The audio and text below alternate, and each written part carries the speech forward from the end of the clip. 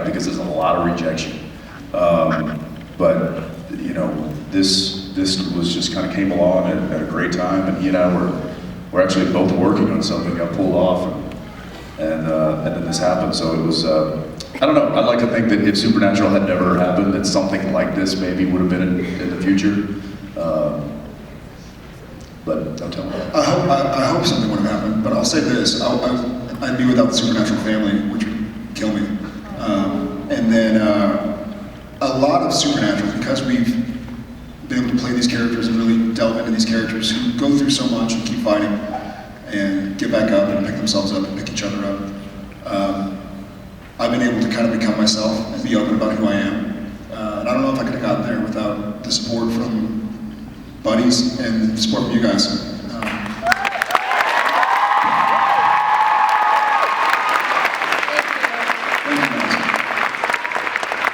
Put it this way, we're really glad to be here, and we're glad you're here too.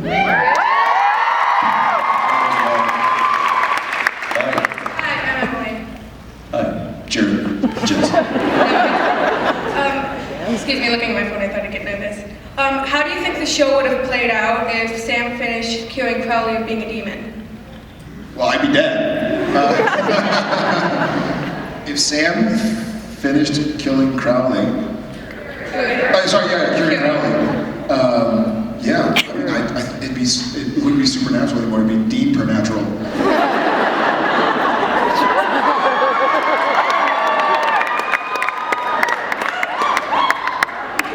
The car would smell better. Who's Chester's? Would it be empty? It would be empty. Along with my heart. I'm kidding.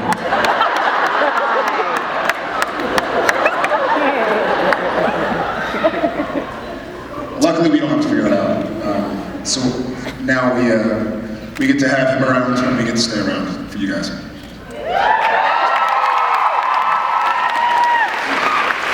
Hi there. Hi. I really loved the scene in the episode Baby, where you guys were lying down in the back seat at night, and I was wondering, did you guys really fit in the back seat? Well, technically, I was not in the back seat. He was in the back seat. That's true. And the answer is no. There's actually a shot that kind of shows the both of us laying down to sleep. They had their car that has its roof taken off, and they used a crane to shoot down on us, kind of getting ready for bed. And you can see that I just barely kind of, a little bit of scoliosis going on. Trying to get in there. I was like, are you kidding me? Yeah, we weren't laying flat by any means. And I was wondering, like, how was it like filming that episode? Like, It was we knew we were taking a risk, I think. Different. It was different. It was so unlike, it was almost like we shot Ghostfacers, and it was, which was awesome. It turned out awesome, but you know, after they call cut, or whatever it is, or after you drive back to where the director is and pull the memory card out so we can see what the scene looked like, you're like, did we get it? Do we have enough? Okay, all right. I mean, it was weird. It felt like doing live theater almost.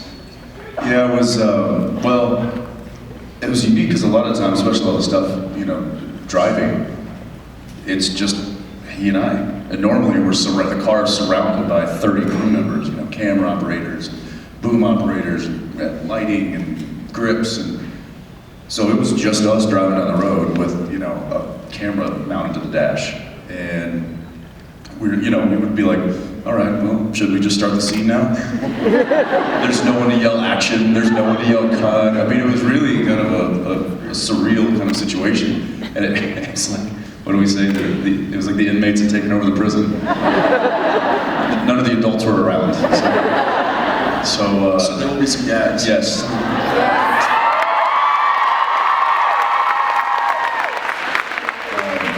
Yeah, it was really, I mean, it's nice that there's a show that trusts their actors enough to just be like, okay, here's your camera, we're gonna go ahead and roll the camera, slate it, and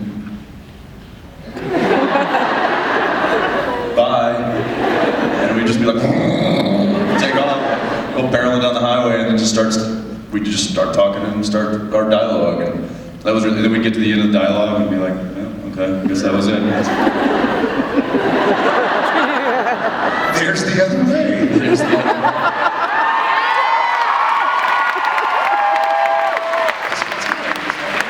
There it is. There's the other way. Yeah, there'll be a lot of moments like that for sure. But yeah, we hope you enjoyed it. We loved filming it.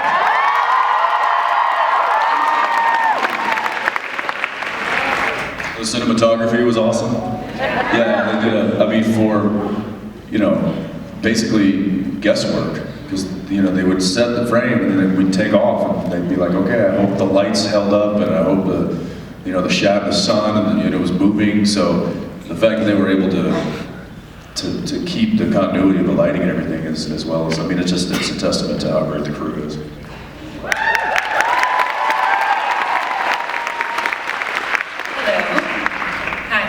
Liz, and she stole my question. Sure. Yes. I just got to tell you, watching that episode, it was fantastic. I laughed the whole way through because it was so ridiculous. It was like watching Zombieland, really. Yeah, it was. It's the question of funny. It just things would come in through the back window screen and out through the back window screen, and it was Windshield wiper head. just putting a head in a cooler in the back seat. It was so funny. So I was going to ask you guys what it was like to film it, but I hope you consider doing more like it because it was unusual and it was great. Well, now that we know how to shoot that way, because that was really the biggest hurdle, was figuring out how we're going to mount the biggest time taker wasn't lighting, which usually it is. It's getting all the lights in the right place. It was mounting the camera to the car so it wouldn't fall off. And that took a lot of rigging and a lot of engineering. And I think, and there was a learning curve there because we'd never really done this before. So they were kind of learning as they went. But now that we've done an entire episode like that, I think that we should see more stuff like that peppered into the rest of the show.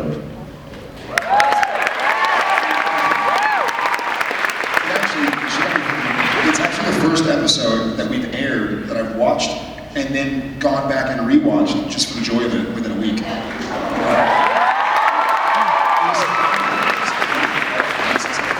It was so funny because we were watching it. We watched it as a cast and crew at lunch because we were going to be filming during the airing of it. And we all sat there laughing hysterically when he's like stomping people in the back seat. It was so brutal, but it was like a zombie movie. We were like, a few laugh out loud moments. Hi. Hi. Oh, that's my voice.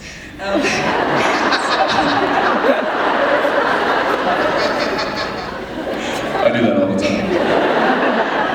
Wait, that's there we are. I was wondering if anything kind of prepared you before Supernatural to understand what has become Supernatural now, if that makes any sense. I don't know. Yeah, sure. Yeah, that makes sense. The short answer is no. God, I have no idea. I have no idea what this will become. I mean, even from our end, even not taking into account how amazing it is for any show to go 11 years, how rare it becomes. But met some of my best friends on the show, met my wife on the show.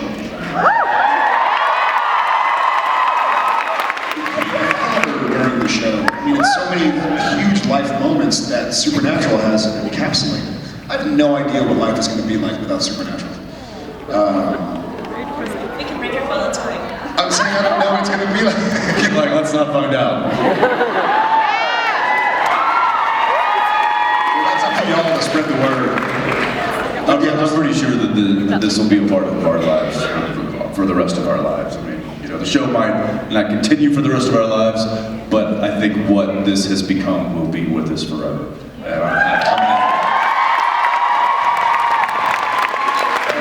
I would say, just touching your question, I don't think there's any way that we could have known what this would have been. I mean, look, he and I were excited about the pilot and having a job, and we're like, hey, this is pretty good. We might actually get picked up for a season. We didn't even really want to season it first. Remember, we were hoping for like at least 9 or 12 episodes. Oh yeah, and then we started getting, and the shows kept kind of, getting better. The characters and the writing was just started really kind of unraveling, peeling back the layers. And I remember like, hey, we might get picked up for another season. Like, wouldn't that be amazing? Here we are, 10 and a half years later.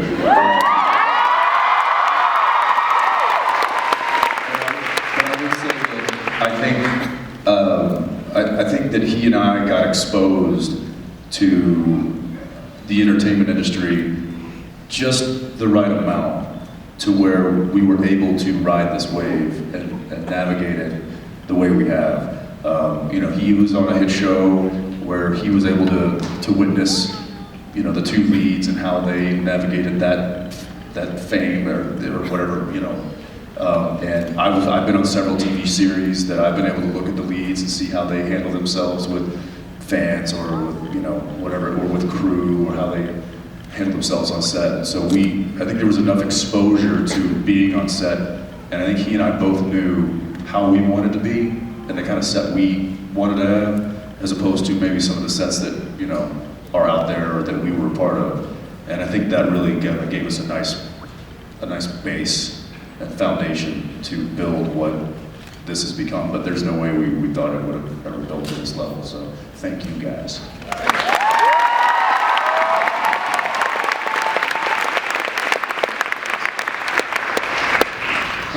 Hi, my name is Eleanor. Jared. Still Jensen. Nice. I don't know. Hi. My question is, what do you think would happen if they pulled an opposite of the French mistake, where they did something with you and Jensen, you guys, instead of Sam and Dean? What do you mean? Like, Oh, when it yeah. was Jared and Jensen instead of Sam and Dean? Yeah. When it was Jared and Jensen in Supernatural World as opposed to Supernatural and Jared and Jensen World.